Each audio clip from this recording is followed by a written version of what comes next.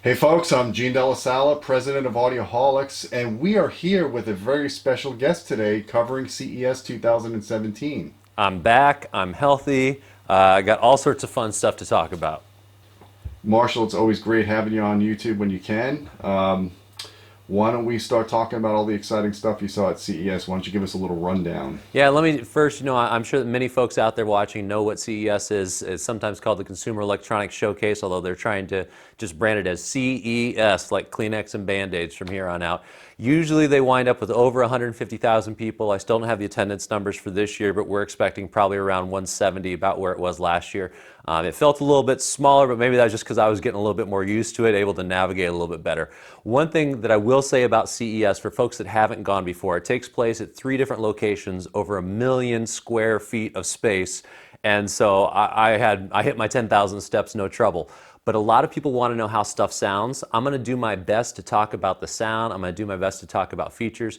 But at the end of the day, the piece that makes it tricky is that it does take place in a convention center. It does take place in hotel rooms, and you are surrounded by 170,000 people. So when you're saying, hey, what does speakers sound like? I'll do my best, but imagine trying to do a listening test in the middle of your favorite bar during the Super Bowl with a head cold, and you've essentially got what CES is like. You still get to see great stuff, though, so I'm anxious to talk about all of it. Awesome. Yeah, you definitely get your workout when you're at CES. It's a lot of walking and just in Vegas in general.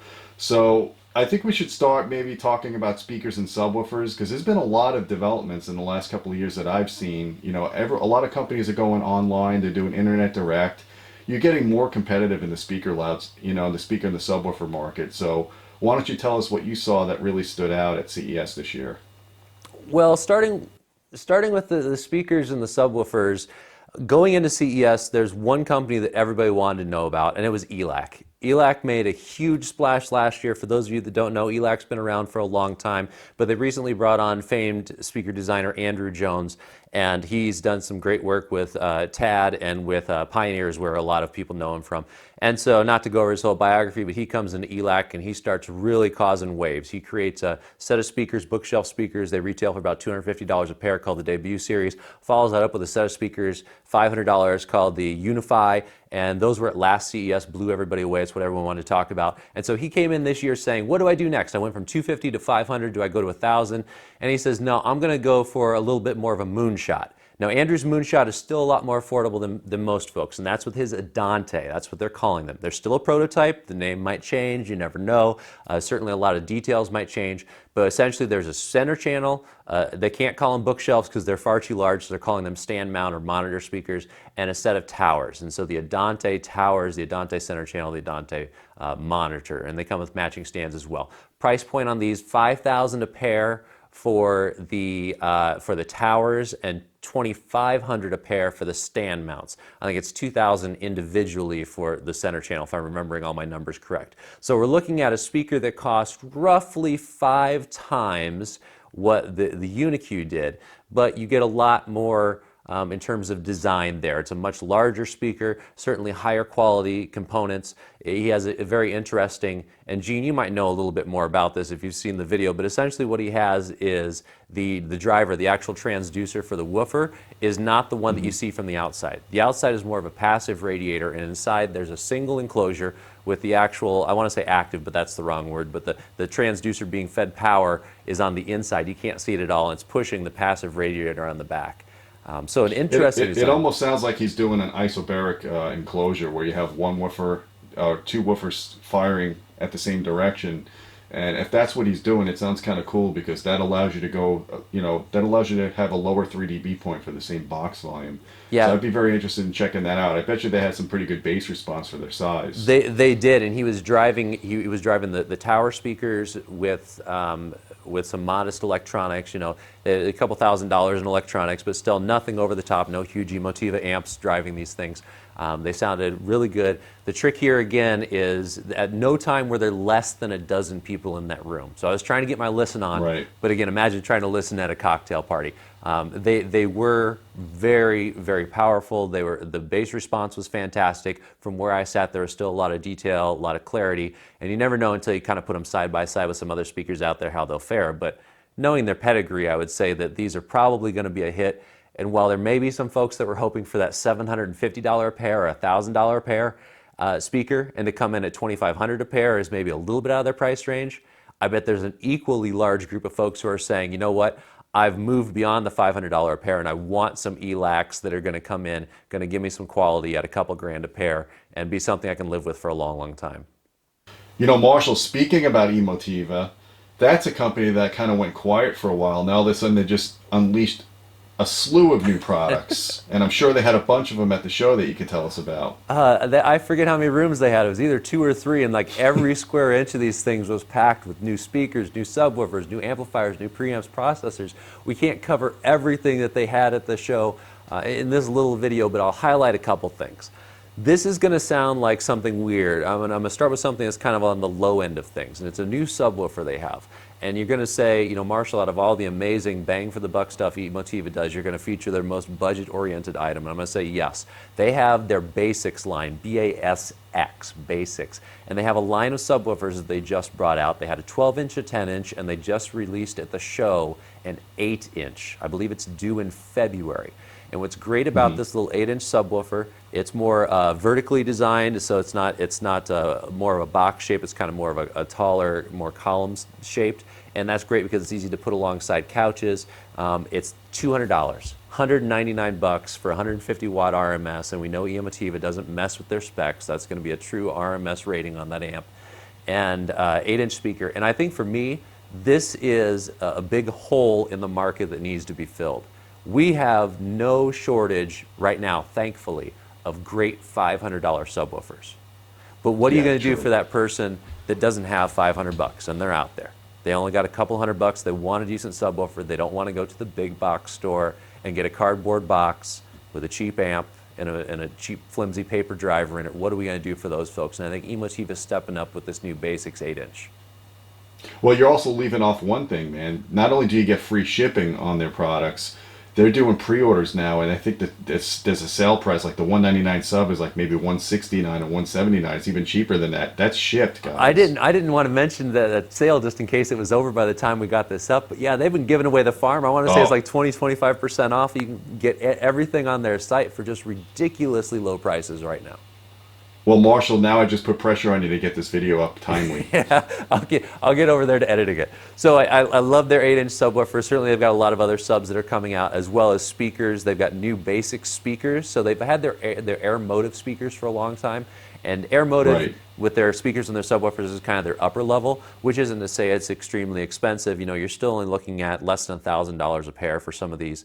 But their BasX are, again, these sort of affordable audiophile grade speakers. And so they do have, on the BasX side, they released a center channel satellite, and I gotta check out my notes here, LCRS, so they a left, center, right, and then a satellite speaker as well. LCRS, 150 each, 300 a pair. Satellites, 99 each, or $200 a pair. So a great place to start off with Emotiva speakers as well. Well, Marshall, these new Emotiva subs sound pretty damn impressive, man. And you're right. We definitely want to see budget kind of products like this so people could avoid just going to home theater in a box and get a real system going instead if they can, you know? I think that's a really good thing that Emotiva is doing. So yeah, it's everyone's got to start somewhere, right? Oh, yeah. And you know, their stuff looks like great quality. We're going to definitely have to get some of it in for testing.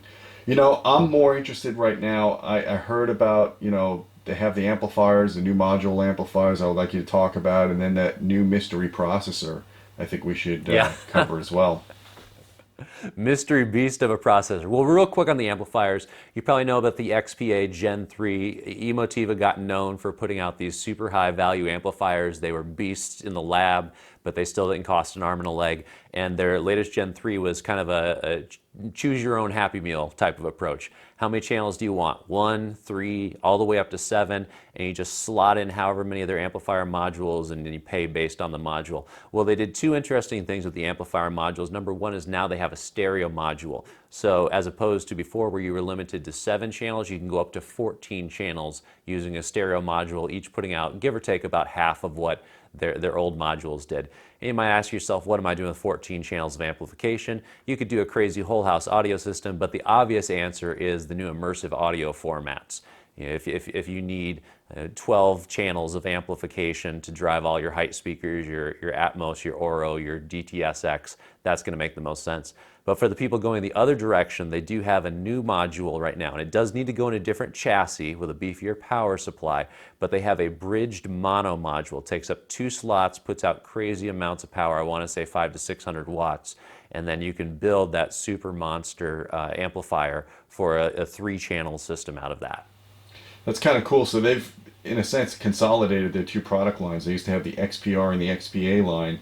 Now they kind of give you a flavor of both, but in a common chassis and with the ability to expand and upgrade. Yeah, I think that's the expectation. This makes the most sense. They don't have to have, for folks in the know, they don't have to have a lot of SKUs. They don't have to have a bunch of different products sitting on the shelf. They've got a single chassis. They've got a couple different power supplies, and they got the modules, and they just slot them in however many channels in whatever configuration you want. The customer's happy because they get exactly the amp with exactly the specs they want. Emotiva's happy because they don't have to have a warehouse full of parts. Well, another important distinction between these amps versus their predecessors is they're not using a linear power supply anymore. They're still a Class AB, actually Class H, because they're a multi-rail. But now they're using what's called an SMPS, which is a switch mode power supply. And that cuts down considerably on weight. But, there are some caveats to those kind of power supplies. Typically, in the past, they weren't as preferred as a linear supply. They weren't as clean. They weren't as dynamic. I know I talked to Dan Loftman, the president of Emotiva, in the past, and he said he really did some work on this one to make it a really good power supply. And this is something that I'm curious about, that I'm going to have to put on the bench and use my audio precision to see just how far these power supplies have come. Because if this is as good or better than their predecessor, and let's say half the weight, then it's a win-win for everybody, because it's more efficient, it's easier and cheaper to ship, and it's easier to put in your rack. You don't have to lift a 100-pound amplifier anymore. Yeah, and again, Emotiva was, when I was in the Emotiva rooms, there were a bunch of people in there, and some of those were skeptics. You got some people who, I don't want to call them snobs, but they look into the open chassis, they see the switching power supply, and they say, oh my goodness, you wouldn't dare put a switching power supply in this amplifier, as if that thing alone was going to totally scuttle the whole project. So it'd be interesting, yeah, Gene, for you. You've got the electronics knowledge, you've got the equipment. I don't have either of those things. You can sit down with it and say once and for all whether this power supply is up to snuff with the rest of the amp or not. Yeah, and I plan on doing that this year, guys, so stay tuned on this channel as well as the editorial site. So, Marshall, you asked what you could do with 14 channels. Well, I'm going to tell you, you could tell me about their 16-channel mystery Atmos processor, the RMC1. So the RMC1 was there, it exploded guts. They didn't have one built in the chassis. It was kind of in a plexiglass display so you could see the boards. They did that for a reason. They're very proud of the types of chips, the advanced chips, the processing that's going into this. They are trying to not only meet what the big Japanese brands are doing in terms of their processing, but exceed them, to show that you can still design things in the USA, you can still design them for a more niche market, and have it be better than the folks that are out there doing things on a grand scale. And so the 16 channels come in the form of 7 main channels, so that makes, that's sort of typical front, left, center, rear surrounds, side surrounds. But then they also have 3 subwoofer outputs and 6 atmosphere height channels, whatever you want to call them. So that's 7.3.6 for every configuration of Atmos, every configuration of DTSX, and the typical configurations of Oro that are out there. This is them saying, hey, we don't know who's going to win this format war right now with the immersive audio, but whoever it is, this processor is going to be able to do it.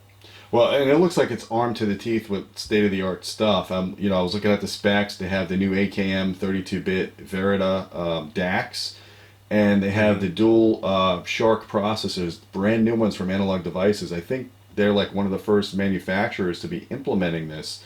So you're talking, guys, about a lot of horsepower here, which you need if you're doing Atmos and you're doing DTSX and you're doing this many channels or this many support for this many speaker layouts. Right, exactly. So we're seeing new subs, we're seeing new speakers, we're seeing new configurations of the amplifier, we're seeing new preamps and processors, and we didn't even get started. There were about 7 or 8 other new products that were there. Emotiva could be running their own show here pretty soon. I think that what we're seeing from Emotiva is they started as this high-value niche amplifier company, and they are expanding into a real tour de force that's going to be up there with the real big names of the business if they keep going with this trajectory. Yeah, well, it sounds pretty cool. I'm looking at your list of stuff that you covered, and it looks like you have a couple more speaker companies we want to talk about next. I know you were at SVS, and we've covered a lot of their products in the past. In fact, we just did the review of the ported version of the 16 Ultra, and I believe that you saw both versions, the sealed and the ported. The sealed version is what they had. Yeah, the ported was on a passive display. They had it cut open, and the sealed they actually had in the room. And frankly, that's such a monster subwoofer that they could only do one of them. That thing was idling in the corner, and it was already loading up that room with low frequency energy. And I'm kind of a fan. I like both subs. I'm kind of I personally I would lean more towards the sealed version for a couple of reasons. One, it's more manageable. It's not quite as big. Yeah. Number two, you're going to get more output at the higher frequencies, especially if you're looking to match it with some satellite speakers. We know that both subs are going to get the extreme rating, the extreme Bassaholic Audioholics rating, because we tested the ported and it blew it out of the water. So the sealed version, to me, man, I would love to have a pair of those for a two-channel system or just a home theater system. And for $2,000 each shipped, Yeah. that's one hell of a deal. I agree. This is also my aspirational subwoofer. I'm lucky enough right now to be running an older SVS plus that little $400 RSL subwoofer that we were so high on, and so I've got a little dual sub configuration. But it's adequate for my space. Nothing wrong with it. It's a great system. But to have a couple, I always thought it was going to be the SVS 13, the Ultra 13s, SB 13 Ultras, the sealeds.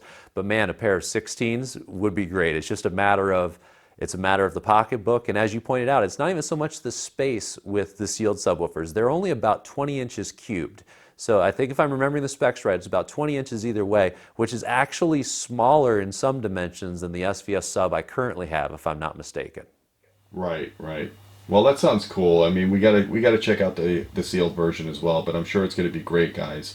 So, what about? I think you saw Swan, or they're going by HiVi these days now. What did you see there? So anybody that watched my coverage from last year knows that I had a full list. I saw probably just as many demos last year as I did this year, and this year I saw 46 demos in 3 days. 15 demos a day doesn't sound like a lot until you're having to truck from one place to the other, hop on the shuttle. I took the city bus. I was keeping it 100%, keeping it real, but I was also hauling 40 pounds worth of gear.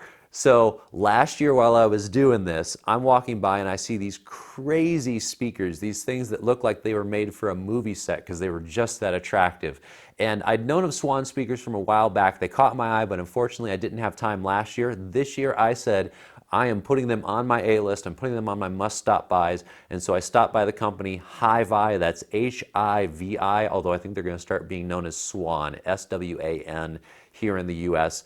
And they make all sorts of speakers, all the way from smaller, sort of less eye-catching powered monitors, all the way up to these amazing 8 feet tall, practically, tweeters and ribbon tweeters and woofers, all the way to the ceiling, finished in these fantastic wood grains, all the way to this thing they had this year. It looked like a chair.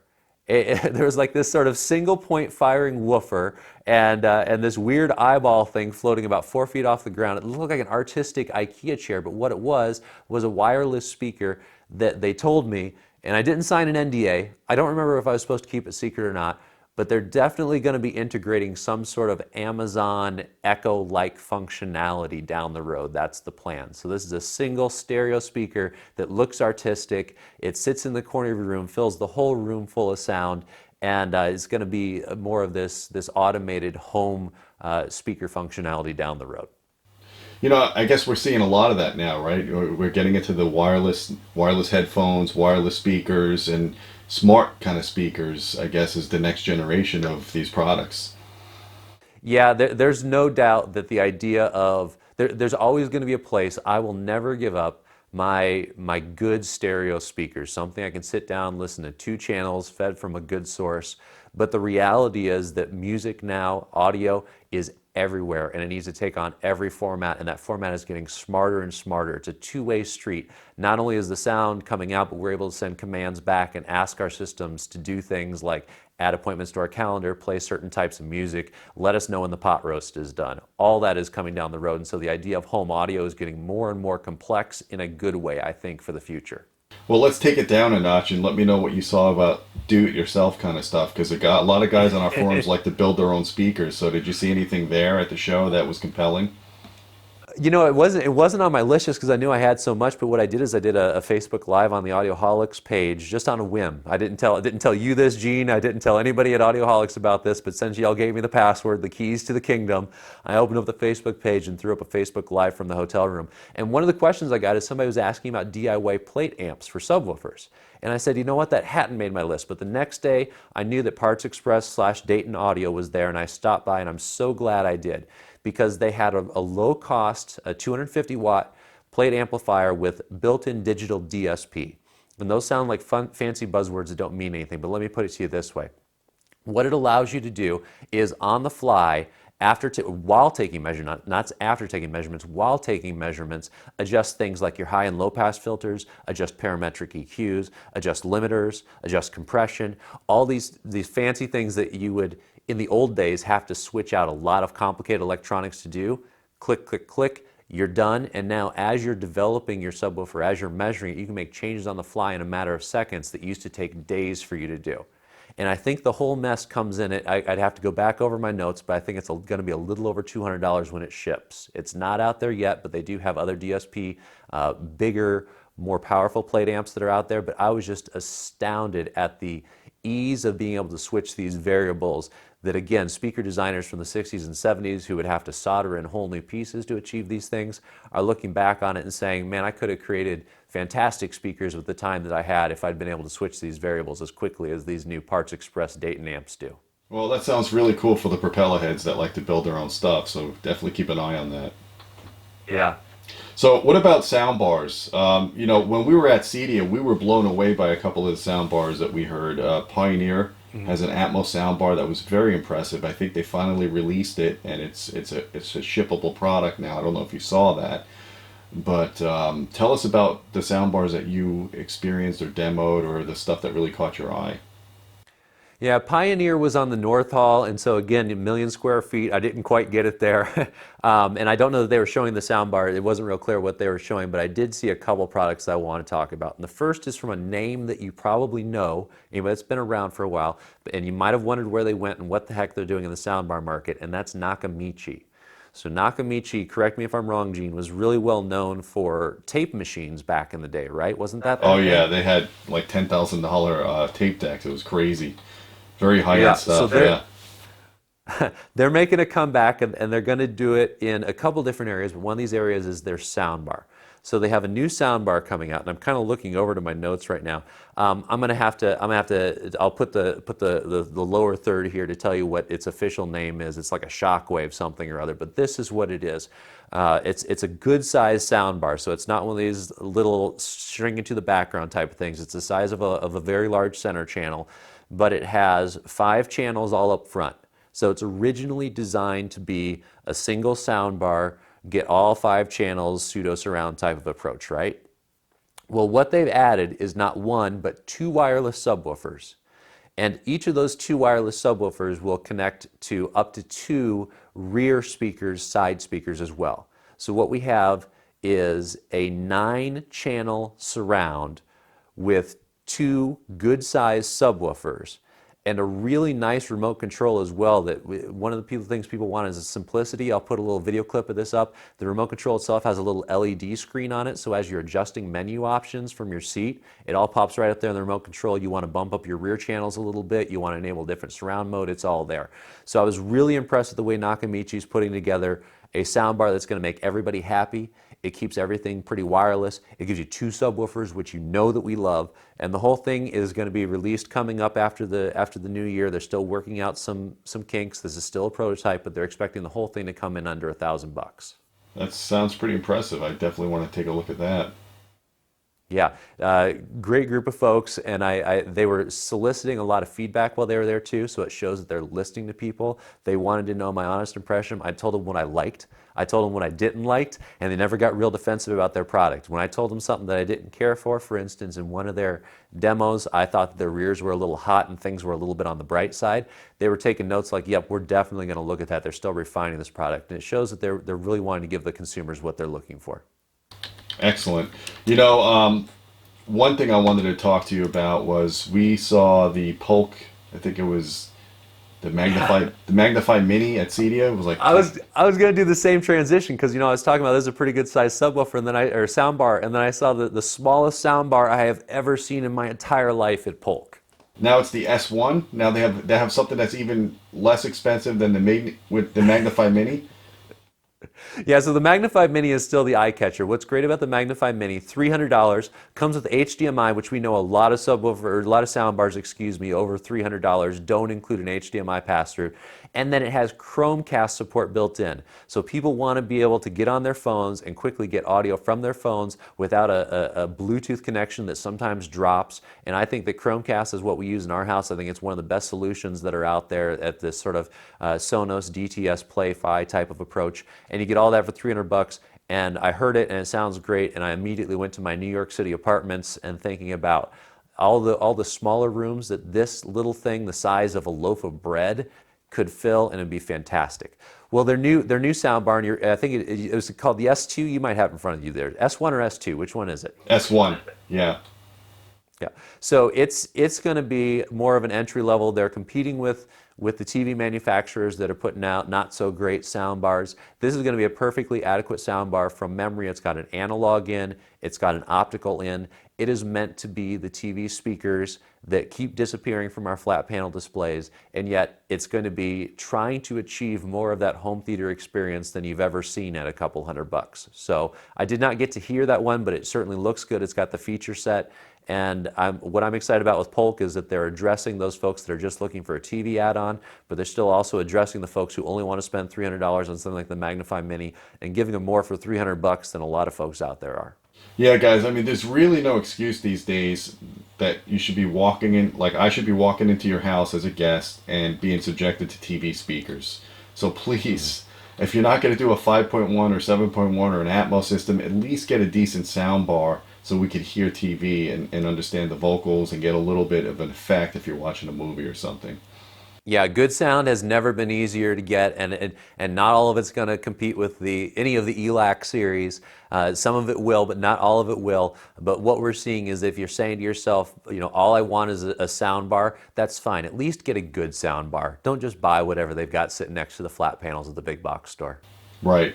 Well, sound bars are coming a long way. Samsung's doing a big push, especially since they acquired Harman. It's going to be very interesting to see what they come up with in the next couple of years as well.